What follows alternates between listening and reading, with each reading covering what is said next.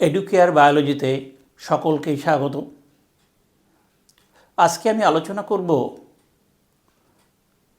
Menstrual cycle, স্ত্রীলোকের রজচক্র বা menstrual cycle.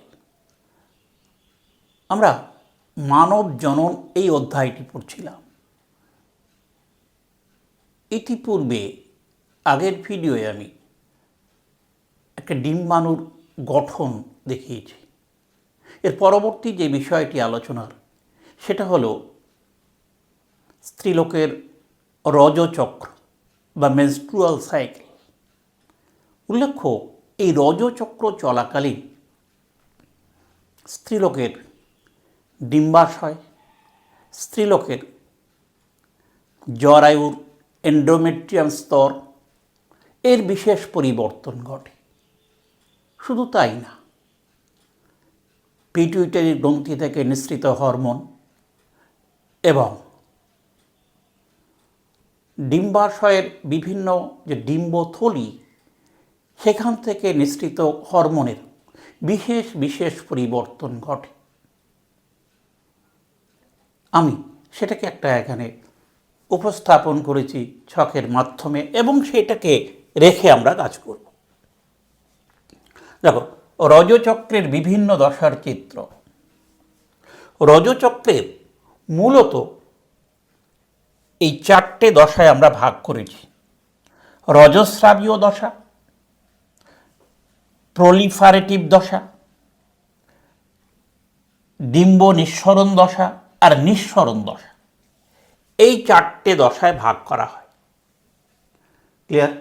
আমি প্রথমেই আসি যে বিষয়, সেটা হলো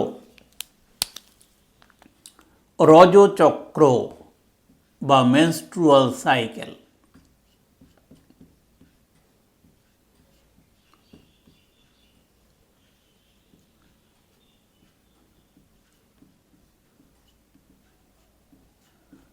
মেনস্ট্রুয়াল সাইকেল বা রজচক্র জিনিসটা কি? রজচক্র কি বা কাকে বলে? ক্লিয়ার? দেখো, স্ত্রীলোকের বয়ঃসন্ধিকালের পর থেকে সারা যৌন জীবনকাল পর্যন্ত প্রতি 28 দিন অন্তর প্রথমে জরায়ুর এন্ডোমেট্রিয়ামের অবক্ষয়ের ফলে নির্গত রজস্রাব এবং পরবর্তীতে ডিম্বাশয় এবং জরায়ুর এন্ডোমেট্রিয়াম স্তরের যে পর্যায়ক্রমিক পরিবর্তন ঘটে, এই সামগ্রিক ঘটনাবলীকে একত্রে বলা হয় রজচক্র। ক্লিয়ার? তাহলে রজচক্র বলতে অতি সংক্ষেপে আমরা কি বলতে পারি? স্ত্রীলোকের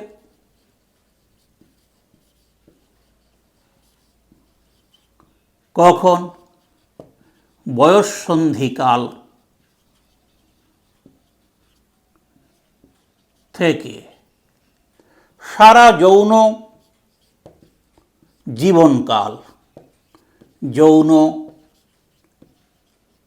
জীবনকাল ব্যাপী প্রতি 28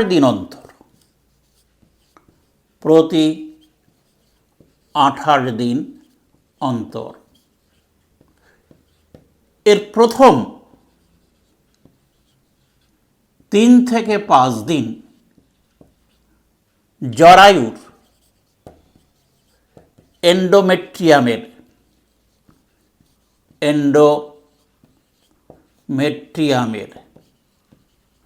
অবক্ষয়ের ফলে নির্গত রজস্রাব রজস্রাব এবং পরে ডিম্বাশয় ও জরায়ুর যে পর্যায়ক্রমিক আবর্তন ঘটে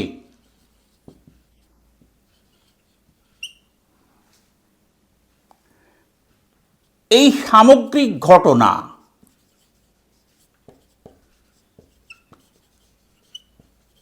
কে বলা হয় রজচক্র। ক্লিয়ার?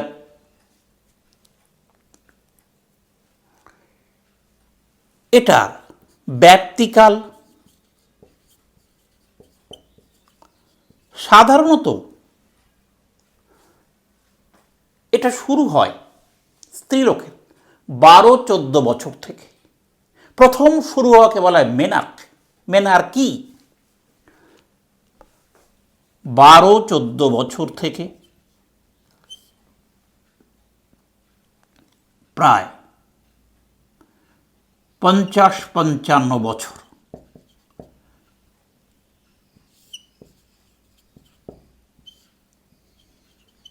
পঁয়তাল্লিশ থেকে 55 বছর বলা যেতে পারে। ক্লিয়ার? এই সময়টা ধরে এই প্রতি মাসে এই জিনিসটা ঘটতে থাকে, প্রতি 28 দিন অন্তর। ক্লিয়ার? তাহলে মেনার্ক থেকে মেনোপজ, রজচক্র বন্ধ হওয়াকে বলা হয় মেনোপজ, শুরুকে বলা হয় মেনার্কি। এই সময় ধরে, হ্যাঁ, যদিও এটা বিভিন্ন স্ত্রীলোকের ক্ষেত্রে ভ্যারি করতে পারে, অল্প কিছু সময় এদিক ওদিক করতে পারে। আর এটা কতদিন ধরে চলে? কতদিন? সাধারণত 28 দিন। তবে 1-2 দিন এদিক ওদিক হতে পারে। অনেক সময় বিভিন্ন রোগ, বিভিন্ন অস্বাভাবিক অবস্থায় এটার কিন্তু অনেক সময় দিন এর এবং পরিমাণেরও পরিবর্তন ঘটতে পারে। ক্লিয়ার? এবার এই রজচক্রের কতগুলো দশা আছে যেটা আমি এখানে ভাগ করেছি। এই 28 দিনের চক্রকে ভাগ করা হয় সাধারণত 1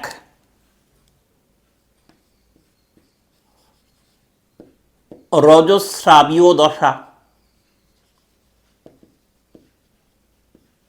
বা এর আরেক নাম menstrual phase.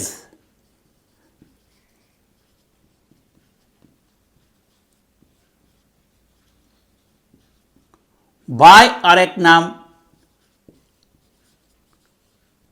Bleeding phase. Clear? এর ব্যাপ্তিকাল প্রায় 3 থেকে 5 দিন, গড়ে 4 দিনও বলা যেতে পারে। ক্লিয়ার? এই সময় কি কি পরিবর্তন ঘটে? মূলত ডিম্বাশয়, তারপরে জরায়ু, তারপরে হরমোন নিঃসরণের ক্ষেত্রে আমরা এই যে সময়টা রজস্রাবীয় দশা। ক্লিয়ার? এই সময়ের মধ্যে যে পরিবর্তনগুলো সেটা একটু বলবো। ব্যাপ্তিকাল হলো। এবার বড় হাতেরে আমরা দেখব ডিম্বাশয়ের কি পরিবর্তন ঘটে। ডিম্বাশয়ের পরিবর্তন দেখো, এই সময় LH হরমোন খুব কম খরিত হয় না বললেই চলে। LH hormone. ক্লিয়ার? এই যেটাকে আমরা বলেছি LH হরমোন, দেখো এর পরিমাণ খুবই কম। এই LH হরমোন কম খরিত হয়, ফলে এই LH হরমোন কম ক্ষরিত হওয়ার ফলে সাধারণত দেখা যায় এই পিত্ত গ্রন্থির অবক্ষয় ঘটে। বুঝতে পেরেছ? পিত্ত গ্রন্থির অবক্ষয় ঘটে। তাহলে ফার্স্ট রোমান এলএইচ হরমোন হ্রাস, যার ফলে পিত্ত গ্রন্থির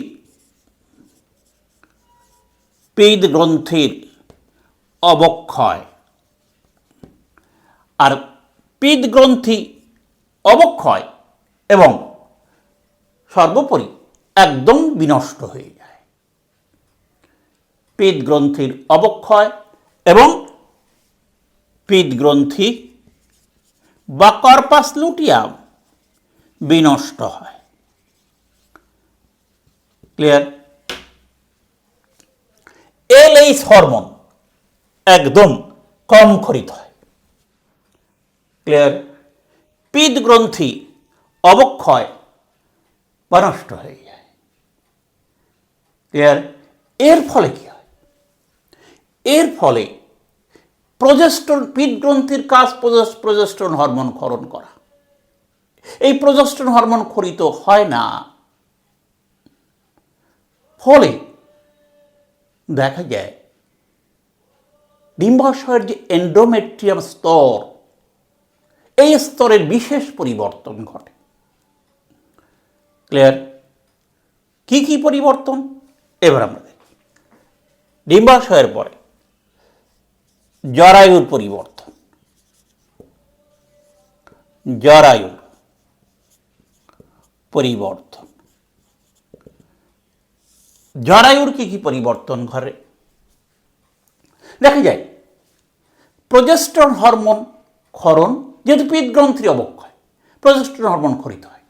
তাহলে ফার্স্ট আমি লিখব প্রজেস্টেরন, প্রজেস্টেরন এর অভাব। রোমান 2 হিউম্যান কোরিওনিক গোনাডোট্রপিন বলে একটা হরমোন প্লাসেন্টা থেকে ক্ষরিত হয়। এইচসিজির ক্ষরণ বৃদ্ধি, এইচসিজি ক্ষরণ বৃদ্ধি।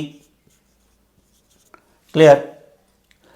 নাম্বার 3, এটা ক্ষরিত বেশি হলে রক্তবাহ সংকুচিত হয়। রক্তবাহের সংকোচন এবং রক্তে অক্সিজেনের পরিমাণ কমে যায়। রক্তবাহের সংকোচন, রক্তবাহের সংকোচন ও রক্তে অক্সিজেনের পরিমাণ হ্রাস। ক্লিয়ার? রক্তে অক্সিজেনের পরিমাণ হ্রাস, আর রক্তে অক্সিজেনের পরিমাণ হ্রাস পেলে এন্ডোমেট্রিয়াম স্তরের কোষগুলো মারা যায় অনেক এবং খসে পড়ে। এর ফলে কি হয়? রোমান 4 এন্ডোমেট্রিয়াম, এন্ডোমেট্রিয়াম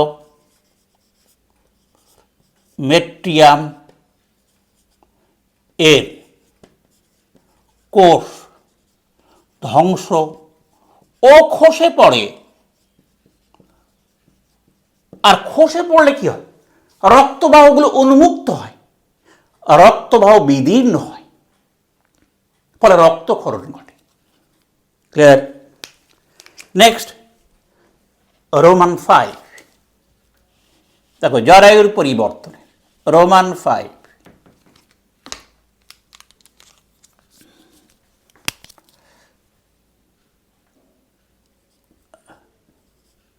রক্তবাহ উন্মুক্ত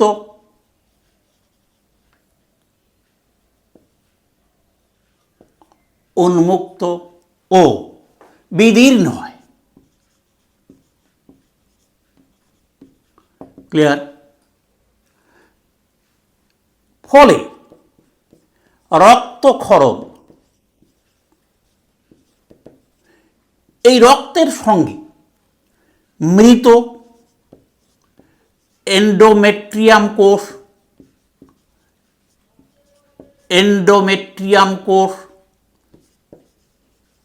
কমা অনিষিক্ত ডিম্বাণু, বিচ্ছিন্ন রক্তবাহ ও রক্তজালক, রক্তের মাধ্যমে বেরিয়ে আসে, রক্তের মাধ্যমে জরায়ু ও যোনি পথ দিয়ে নির্গত হয়, যাকে আমরা বলি রজস্রাব। ক্লিয়ার? রজস্রাব।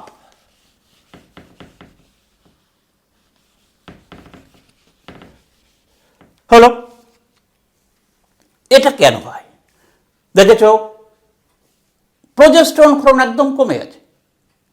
এই যে জরায়ুর সব থেকে ওপরের দিকে আছে এন্ডোমেট্রিয়াম, এই এন্ডোমেট্রিয়ামের 3টে স্তর আছে। তার মধ্যে নিচের স্তরটা থাকে স্ট্র্যাটাম বেসিল, কিন্তু ওপরের যে স্তরগুলো স্ট্র্যাটাম স্পঞ্জিওসাম, স্ট্র্যাটাম কম্প্যাক্টাম, এই যে ফাংশনাল স্তরগুলো, এগুলো নষ্ট হয়ে বিদীর্ণ হয়ে রক্তের সঙ্গে বাইরে বেরিয়ে আসে, যাকে আমরা বলি রজস্রাব। জরায়ুর এই পরিবর্তনগুলো হয় এই রজস্রাবীয় দশায়। এবারে নেক্সট, এই রজস্রাবীয় দশায় কিন্তু এটা হয়, এই এলএইচ এর পরিমাণ খুব কম। এখানে এই যে ইস্ট্রোজেন এবং প্রোজেস্টেরন, এই বিশেষ করে প্রোজেস্টেরনের পরিমাণ খুব কম, যার ফলেই কিন্তু এই ঘটনাগুলো ঘটে। এইবার অনেক সময় দেখা যায় কি, এই যে রজস্রাবীয় দশায় জার্মিনাল এপিথেলিয়াম থেকে, যদিও শৈশবে কিন্তু জার্মিনাল এপিথেলিয়াম থেকে তৈরি হয়েছে প্রাইমোর্ডিয়াল ফলিকল, এই সময়ও কিছু এই জার্মিনাল এপিথেলিয়াম থেকে কিছু প্রাইমোর্ডিয়াল ফলিকলও তৈরি হতে পারে। ক্লিয়ার? তাহলে এ বি। এবার সি, আরেকটি বিষয়, সি হলো হরমোন। এই দশায় দেখো, এক, এলএইচ এর পরিমাণ কমে যায়, একদম কম থাকে এই দশায়, এলএইচ এর পরিমাণ হ্রাস। আর এলএইচ এর পরিমাণ হ্রাস পেলে এই পিত গ্রন্থি থেকে প্রোজেস্টেরনের ক্ষরণ কমে যায়। প্রোজেস্টেরন, কারণ এলএইচ প্রোজেস্টেরন ক্ষরণ করে, এখানে পিত গ্রন্থি নষ্ট হয়ে যায়, সুতরাং প্রোজেস্টেরনের পরিমাণ হ্রাস পায়, একদম কমে যায়। ফলেই কিন্তু এই এন্ডোমেট্রিয়ামের অবক্ষয় ঘটে। এখানে দেখো, এই দশায় কিন্তু প্রোজেস্টেরন, এলএইচ সাংঘাতিক কম। এবং এখানে দেখো, এই দশায় বলেছে কিছু ফলিকল তৈরি হতে পারে। ক্লিয়ার? এই হলো আমাদের রজস্রাবীয় দশা। নেক্সট, এবারে 2 নম্বর হলো নাম্বার 2,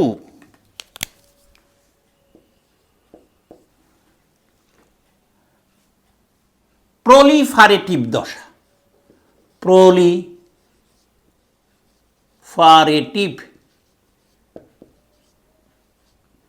দশা বা অনেকে নিরাময় দশা বলে থাকে, বা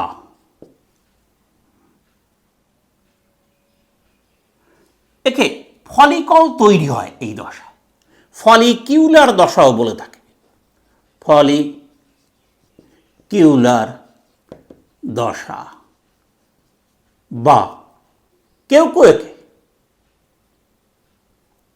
প্রি ওভুলুশন দশা প্রি অভিউলুশন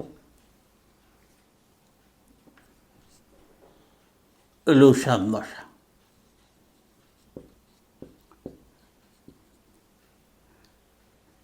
সাধারণত 6 থেকে 13-14 দিন পর্যন্ত এর ব্যাপ্তি। এই প্রলিফারেটিভ দশার, এই দশায় প্রথমত আমরা দেখব ডিম্বাশয়ের কি পরিবর্তন ঘটে। ডিম্বাশয়ের পরিবর্তন দেখো, কেন ফলিকুলার দশা বলা হয়েছে? এফএসএইচ হরমোনের প্রভাবে, এই এফএসএইচ এর প্রভাবে এই সময় ফলিকল, প্রাইমোর্ডিয়াল ফলিকল থেকে প্রাথমিক থেকে গৌণ ফলিকল এবং পরিণত ফলিকলের পরিবর্তন ঘটে। ক্লিয়ার? ফলিকলের বৃদ্ধি ঘটে। ফার্স্ট, ডিম্বাশয়ের পরিবর্তনের এক, ফলিকলের বৃদ্ধি। অনেক ফলিকল এখানে বৃদ্ধিপ্রাপ্ত হয়, কিন্তু দুটো ডিম্বাশয়ের, যে কোনো একটি ডিম্বাশয়ের একটি ফলিকল পরিণতি লাভ করে এফএসএইচ হরমোনের প্রভাবে।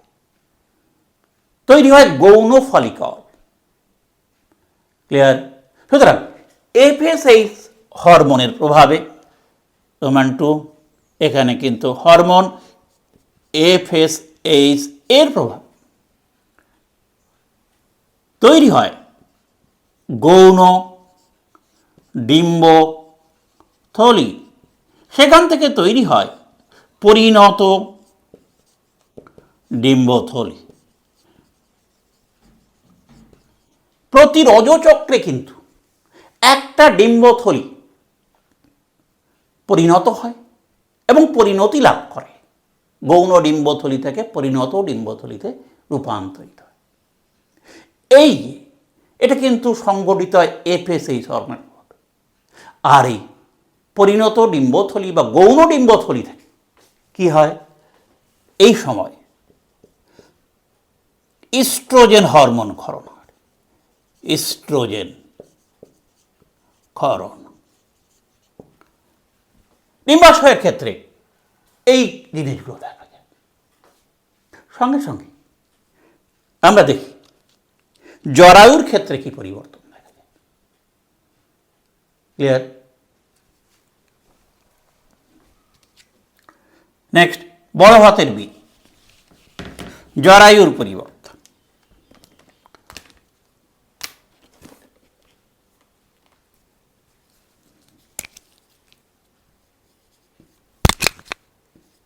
জরায়ুর পরিবর্তন।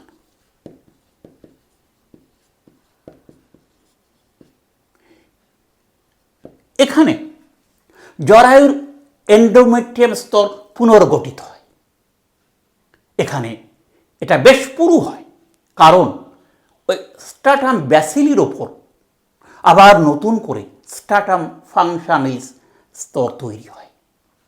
সুতরাং এর প্রথম রোমানন এন্ডোমেট্রিয়ামের পরপর দেখো, এন্ডোমেট্রিয়ামের স্তর পুরু হয়, বাড়তে থাকে। এন্ডোমেট্রিয়ামের বৃদ্ধি, পুরু হয়। ক্লিয়ার? এবং এখানে উল্লেখযোগ্য ঘটনা হলো, এই এন্ডোমেট্রিয়াম স্তরে রক্তবাহ দৈর্ঘ্য বৃদ্ধিপ্রাপ্ত হয়, শাখা প্রশাখা বিস্তার করে, বিভিন্ন গ্রন্থিগুলো তারা কুণ্ডলীকৃত হয়, আকারে বড় হয়। সুতরাং এন্ডোমেট্রিয়াম স্তরে এখানে আগে বলেছি আমরা কি তৈরি হয়? স্ট্রাটাম ফাংশনালিস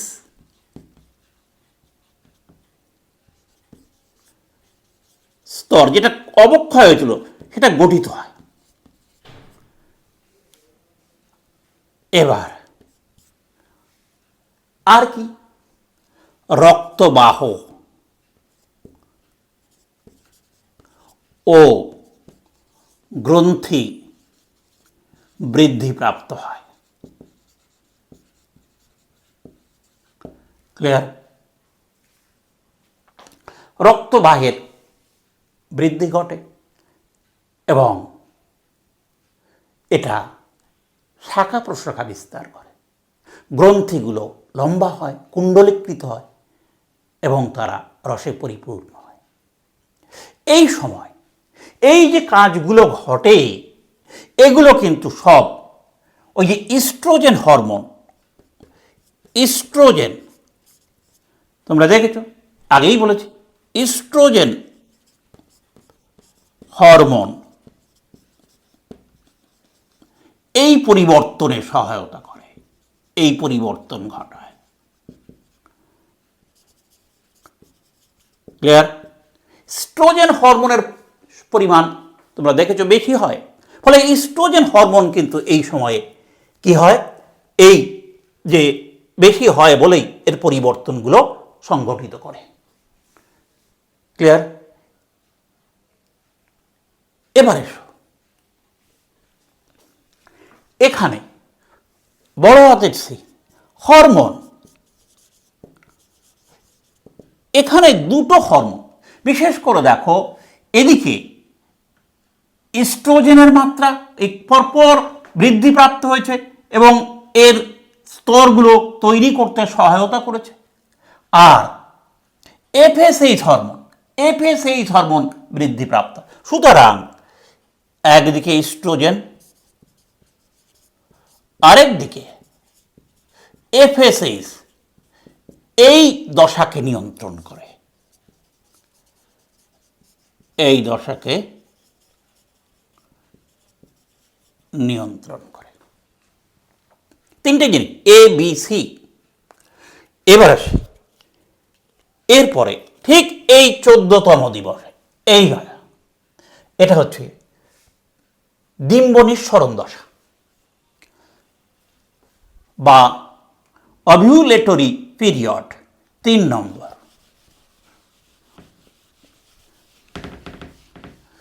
ডিম্ব নিঃসরণ দশা।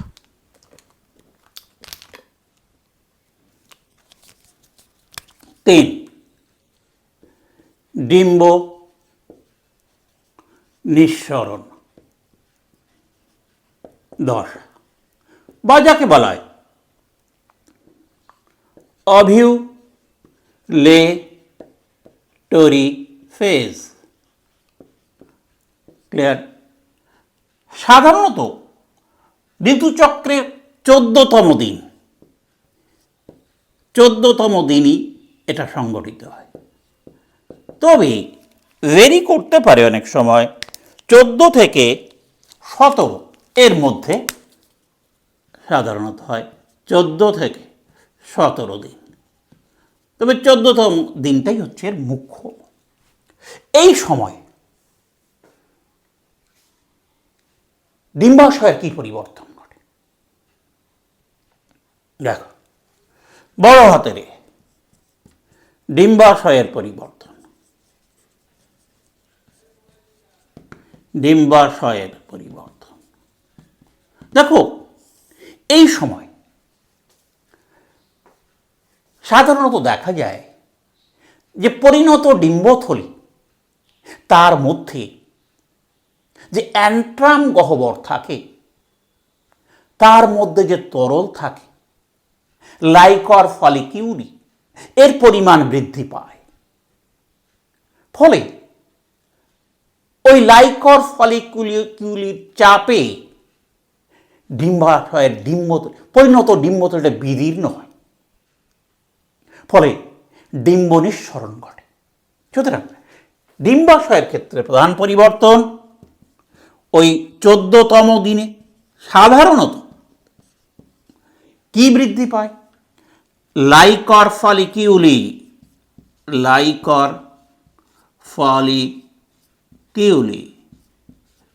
বৃদ্ধি পায়, এর চাপ বৃদ্ধি পায়, ফলে ডিম্ব নিঃসরণ ঘটে।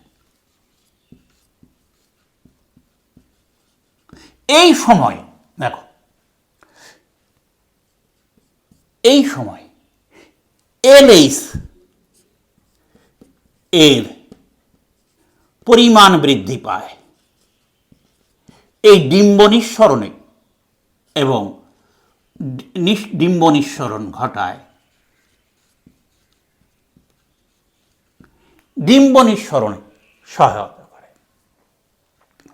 এই সময় এই বিশেষ করে এলএইচের পরিমাণটা খুব বেড়ে যায়, ফলে ডিম্বথলি থেকে ডিম্বথলি বিদীর্ণ হয়ে ডিম্বাণু অনুষ্ঠিত হয়। আর আরেকটা জিনিস, এই যে বিশেষ করে দেখা যায় কি, এই ডিম্ব নিঃসরণ হওয়ার পরে তাহলে সেটা পিদ গ্রন্থি, ওই যে পরিণত ডিম্বথলিটা পিদ গ্রন্থিতে রূপান্তরিত হয়। সুতরাং এই দশায়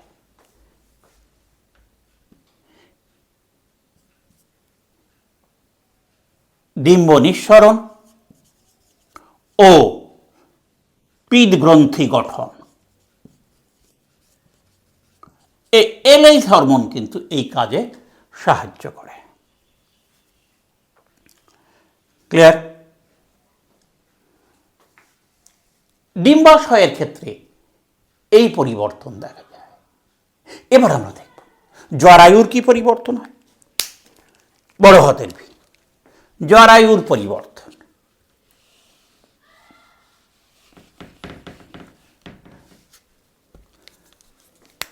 জরায়ুর পরিবর্তন,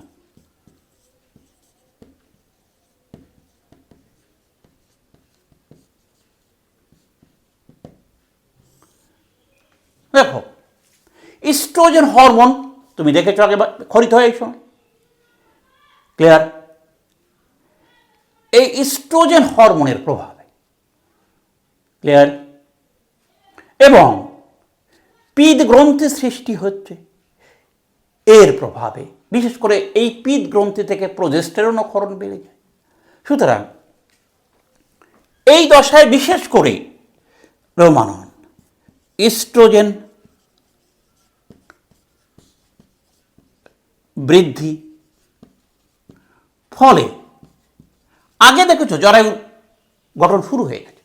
এই দশায় জরায়ুর এন্ডোমেট্রিয়াম স্তর আরও পুরু হয়, পুনর্গঠিত হয়, গ্রন্থিগুলো বৃদ্ধিপ্রাপ্ত হয়, রক্তবাহক শাখা প্রশাখা যুক্ত হয়। ইস্ট্রোজেন বৃদ্ধির ফলে কি হয়,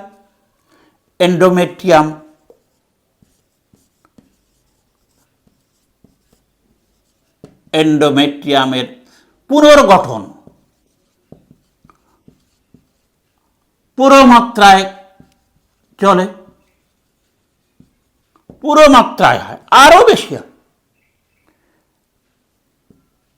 রক্তবাহ ও, এটা আলাদা পয়েন্টে লিখি, রোমান 2, রক্তবাহ ও গ্রন্থি বৃদ্ধি পায় ও শাখা প্রশাখা যুক্ত হয়। ক্লিয়ার? জরায়ুর ক্ষেত্রে এই পরিবর্তন ঘটে। এবার আসি নেক্সট, বড় হাতের সি, হরমোন। দেখো বড় হাতের সি, হরমোনের ভূমিকা। দেখো প্রথমেই বলি, ইস্ট্রোজেনের পরিমাণ বৃদ্ধি পায়, ফলে সেটা পজিটিভ ফিডব্যাক পদ্ধতির মাধ্যমে ওই গোনাডোট্রপিক রিলিজিং হরমোনের পরিমাণ বাড়িয়ে দেয়। ফলে পিটুইটারি অগ্রখণ্ড থেকে এলএইচ এর ক্ষরণ বাড়ে, এফএসএইচ এর ক্ষরণ বাড়ে। এই এলএইচ এর ক্ষরণ বাড়াকে বলা হয় এলএইচ সার্জ। সুতরাং হরমোন এক ইস্ট্রোজেন কি পজিটিভ ফিডব্যাক ফলে কি হয়, এফএসএইচ ও এলএইচ ক্ষরণ কোথা থেকে? পিটুইটারির অগ্রখণ্ড। রোমান 3 এলএইচ এর ক্ষরণ খুব বেশি বৃদ্ধি পায়, তাকে বলা হয় এলএইচ সার্জ। ক্লিয়ার? এই হলো অভিউলেটরি দশা। নেক্সট নাম্বার 4, 4 নম্বর দশা বা শেষ দশা যেটা, তাকে বলা হয়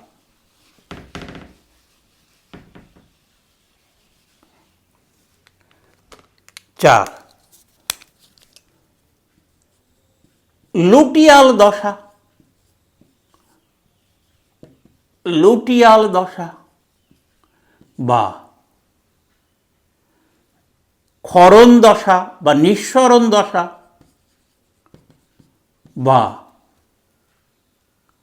প্রাক রজস্রাবীয় দশা।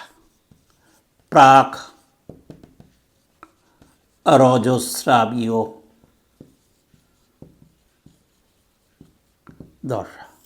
এই দশার স্থায়িত্বকাল 15 দিন থেকে শুরু করে শেষ পর্যন্ত 28 দিন। ক্লিয়ার? লাস্ট ঈশ্বরণ দশা। এই দশায় কি কি ঘটনাগুলো ঘটে দেখো। বড় হাতের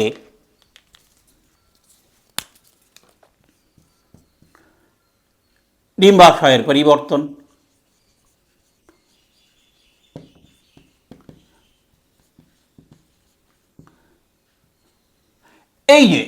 এই পরিবর্তনটা আমরা বলব। কি কি পরিবর্তন ঘটে? রোমানয়ন। তোমরা আগে দেখেছ যে ডিম্বাণুর্গত হয়েছে, তা পিত গ্রন্থিটা গঠিত হয়। এই ডিম্বাণুর্গত হওয়ার ফলে পিত গ্রন্থির সৃষ্টি হয়।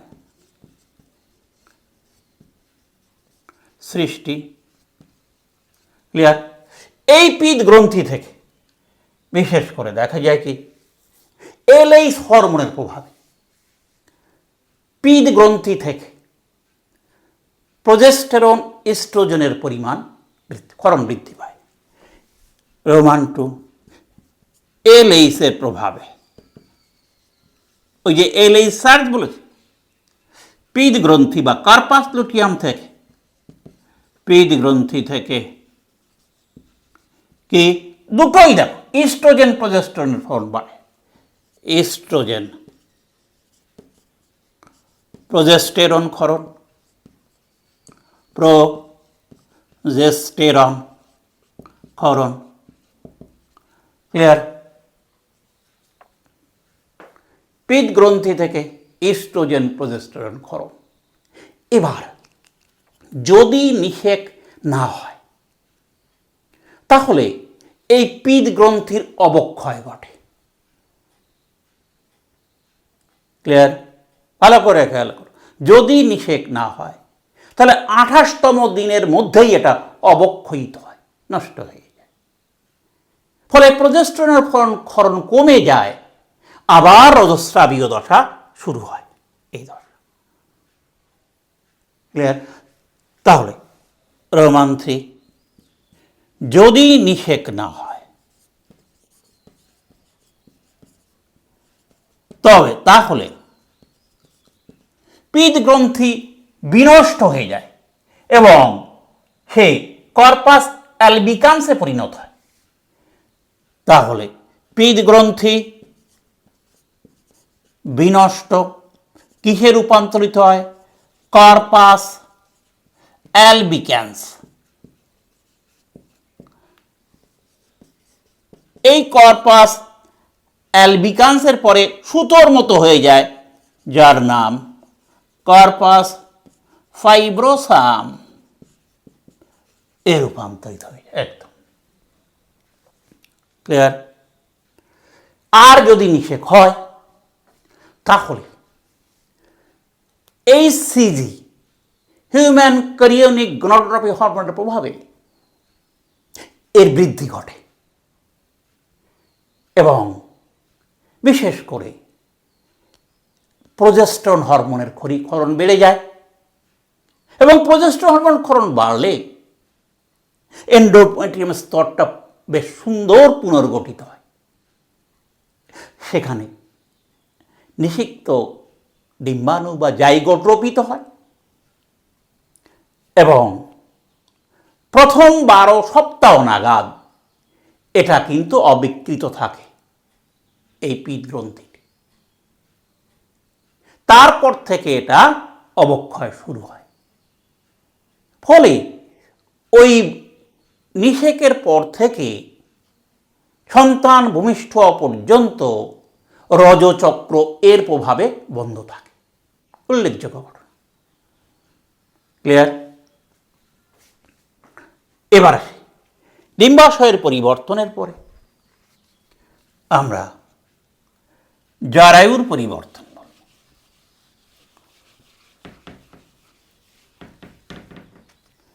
বি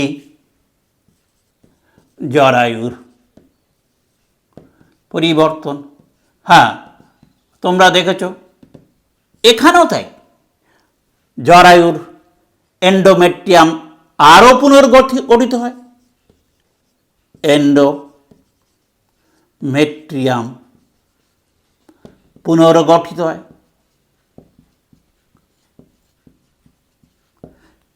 এই ইস্ট্রোজেন প্রোজেস্টেরন হরমোনের উভয়ের ক্রিয়ায় 2 রক্তবাহ ও গ্রন্থি অত্যন্ত সুগঠিত হয়।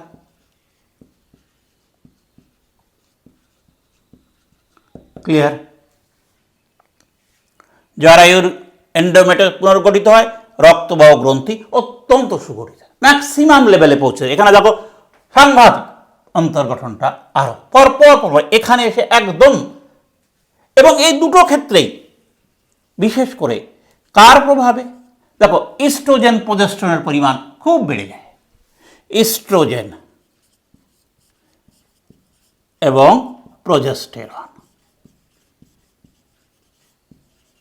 তাহলে হরমোনের ক্ষেত্রে বলবো বড় হাতের এই যে জরায়ুর অত্যন্ত বৃদ্ধি, এটাকে নিয়ন্ত্রণ করে কে? ওই দুটোই, ইস্ট্রোজেন প্লাস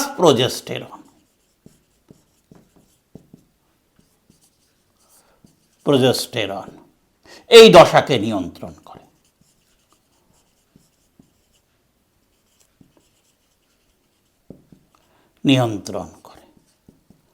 ক্লিয়ার। আর যদি আগেই বলেছি নিষেক না হলে যখন অবক্ষয় হয় তখন প্রোজেস্টেরন বন্ধ হয়ে যায়, আবার এই দশা পুনরায় শুরু হয়ে যায়। এমনি করে প্রতি 28 দিন অন্তর অন্তর এই প্রক্রিয়া চলতে থাকে। ক্লিয়ার।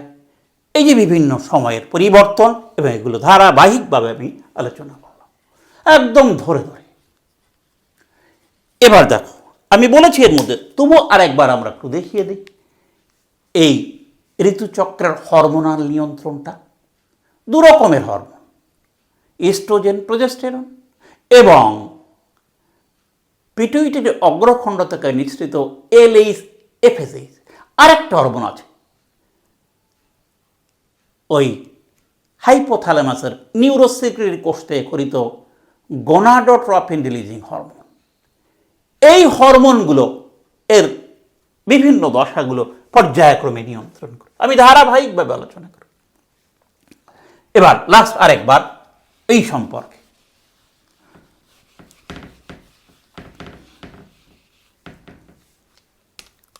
দেখো হরমোনাল নিয়ন্ত্রণ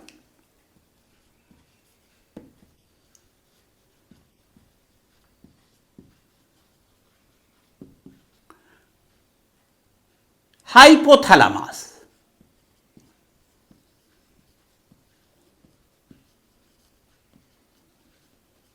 এখান থেকে ক্ষরিত হয় গোনাডোট্রপিন রিলিজিং হরমোন, যা পিটুইটারি অগ্রখণ্ড, পিটুইটারির অগ্রখণ্ড, এখান থেকে এফএসএইচ আর এলএইচ, ক্লিয়ার? এই এফএসএইচ পরিণত ডিম্বথলি গঠন, পরিণত ডিম্বথলি গঠন, দেখো ওখানে আমরা এই জিনিসগুলো আলোচনা করি। এই পরিণত ডিম্বথলি থেকে সাধারণত কি ইস্ট্রোজেন ক্ষরণ, এই ইস্ট্রোজেন ক্ষরণ নিয়ন্ত্রণ করে। এই ইস্ট্রোজেন কি করে? জরায়ু এন্ডোমেট্রিয়াম, জরায়ুর এন্ডোমেট্রিয়াম গঠন, এসব এলএইচ কি ডিম্ব নিঃসরণ, ওই পরিণত ডিম্বথলি থেকে ডিম্ব নিঃসরণ ঘটায়। আমরা বলেছি এই কথাগুলো, আমি আরেকবার দেখি। আর কি করে? ওই পিত গ্রন্থি গঠন করে, ক্লিয়ার? পিত গ্রন্থি থেকে কি হরমোন ক্ষরণ ঘটায়? পিত গ্রন্থি থেকে প্রোজেস্টেরন, প্রোজেস্টেরন ক্ষরণ ঘটায়। এই প্রোজেস্টেরন ও কিন্তু এরা দুটো মিলে এন্ডোমেট্রিয়ামের বৃদ্ধি ঘটায়। আবার দেখো, ইস্ট্রোজেন খুব বেশি ক্ষরিত হলে সাধারণত হাইপোথ্যালামাস নেগেটিভ ফিডব্যাক প্রক্রিয়ায় এদের ক্ষরণ, নেগেটিভ ফিডব্যাক প্রক্রিয়ায় এদের ক্ষরণ হ্রাস করে দেয়। আবার প্রোজেস্টেরন ক্ষরণ হলেও এই নেগেটিভ ফিডব্যাক প্রক্রিয়ায় এদের ক্ষরণ হ্রাস পায়। কিন্তু এই ইস্ট্রোজেনের পরিমাণ বৃদ্ধি পেলে এলএইচ সার্জ হয়, অর্থাৎ এই যে তোমার এখানে এখানে বিশেষ করে এই কিন্তু তোমার পিটুইটারি অগ্রখণ্ড এর ক্ষরণ বৃদ্ধি পায়। এটা কিন্তু এলএইচ, এই কি প্রোজেস্টেরন, এই ইস্ট্রোজেনের ক্ষরণ বৃদ্ধি পেলে আবার অনেক সময় এই এলএইচের ক্ষরণ, এলএইচ সার্জ বলা, এর ক্ষরণ বৃদ্ধি, এটা হলো পজিটিভ ফিডব্যাক। এভাবে কিন্তু এই রজচক্রের হরমোনাল নিয়ন্ত্রণটা সংগঠিত হয়। আমি আরেকবার তোমাকে হরমোন সম্পর্কে বলছি। দেখো, এই গোনাডোট্রপিক রিলিজিং হরমোন এ পিটুইটারির অগ্রখণ্ড থেকে এফএসএইচ এলএইচ ক্ষরণ ঘটায়, ক্লিয়ার? এফএসএইচ কি করে? এফএসএইচ সাধারণত এই ফলিকলের ক্রমপরিণতি ঘটায়, হ্যাঁ, এর বৃদ্ধি ঘটায় এবং এর থেকে প্রোজেস্টেরন হরমোন ক্ষরণ ঘটায়, এই ইস্ট্রোজেন হরমোন ক্ষরণ ঘটায়। বললাম ইস্ট্রোজেন, এলএইচ, এই এফএসএইচ। এবার এলএইচ কি করে? এলএইচ এই পরিণত ডিম্বথলি থেকে ডিম্ব নিঃসরণ ঘটায়, পিত গ্রন্থি গঠন করে, ক্লিয়ার? ওভুলেশন ঘটায়, পিত গ্রন্থি গঠন করে, আবার পিত গ্রন্থি থেকে প্রোজেস্টেরন হরমোনের ক্ষরণ বৃদ্ধি করে, এলএইচ। এবারে ইস্ট্রোজেন হরমোন। ইস্ট্রোজেন হরমোন এই যে ফলিকুলার দশায় এরা সাধারণত কি করে? জরায়ুর এন্ডোমেট্রিয়াম স্তরের বৃদ্ধি ঘটায়, ক্লিয়ার? আর কি ঘটায়? এই যে পরিণত ডিম্বথলি, এই পরিণত ডিম্বথলির সাধারণত এলএইচ গ্রাহকের, এলএইচ গ্রাহক কোষের কে উদ্দীপ্ত করে এলএইচ গ্রহণে সহায়তা করে। গ্রানুলার যে কোষগুলো, এরা এলএইচ গ্রাহক, এই এলএইচ গ্রাহক উৎপন্ন করতে সহায়তা করে ইস্ট্রোজেন। প্রোজেস্টেরন কি করে? প্রোজেস্টেরন দেখো, এই যে বিশেষ করে দেখা যায় ইস্ট্রোজেনের সাথে এই ফলিকুলার দশায় এবং নিঃসরণ দশায় জরায়ুর এন্ডোমেট্রিয়াম স্তরের পুনর্গঠনে সহায়তা করে, ক্লিয়ার? ইস্ট্রোজেন প্রজেস্টেরন উভয়ে মিলে এই ফলিকুলার দশায় এবং লুটিয়াল দশায় জরায়ুর এন্ডোমেট্রিয়াম স্তরের পুনর্গঠনে সহায়তা করে। ক্লিয়ার? এই প্রজেস্টেরন হরমোন ক্ষরণ যখনই কম হয় তখনই দেখা যায় এই এন্ডোমেট্রিয়ামের অবক্ষয় শুরু হয় এবং ওই রজস্রাবীয় দশা শুরু হয়ে যায়। আর যদি নিষেক হয় তবে কিন্তু এটা কার ওই পিত্ত গ্রন্থিটা দীর্ঘদিন থাকে এবং এই প্রজেস্টেরন হরমোনের ক্ষরণ বৃদ্ধি পেয়ে স্ত্রীদেহের বিভিন্ন পরিবর্তন ঘটে এবং ভ্রূণের রোপণ পর্যন্ত সে 12 থেকে 14 সপ্তাহ কি থাকে, কাজ করতে থাকে এবং কি এই পুরো ভূমিষ্ঠ পর্যন্ত রজস্রাব বন্ধ রেখে দেয়। এই হলো এদের হরমোনাল নিয়ন্ত্রণ এবং বিভিন্ন রকমের যে ক্রিয়াগুলো। এর মধ্যে আমি আগের একটা ভিডিওয়ে বলেছিলাম ডিম্বাশয়ের অস্বাভাবিকতা, সেখানে এই রজস্রাবীয় কিছু অসুবিধা হয় অনেক সময়। কতগুলো টার্ম আমি বলি। মেনার্কি, রজস্রাব শুরু হয় 12 থেকে 14। মেনোপোজ, রজস্রাব বন্ধ হয় 45 থেকে 55। এইবার এই স্বাভাবিক রজস্রাব হওয়াকে বলে মেনোরিয়া। রজস্রাব না হওয়া খুব কম কি বলা হয় অ্যামেনোরিয়া। রজস্রাবের পরিমাণ খুব কমে গেলে একে বলে অলিগোমেনোরিয়া। রজস্রাবের পরিমাণ বৃদ্ধি পেলে বা যন্ত্রণাদায়ক হলো ডিসমেনোরিয়া, মেনোরিয়া।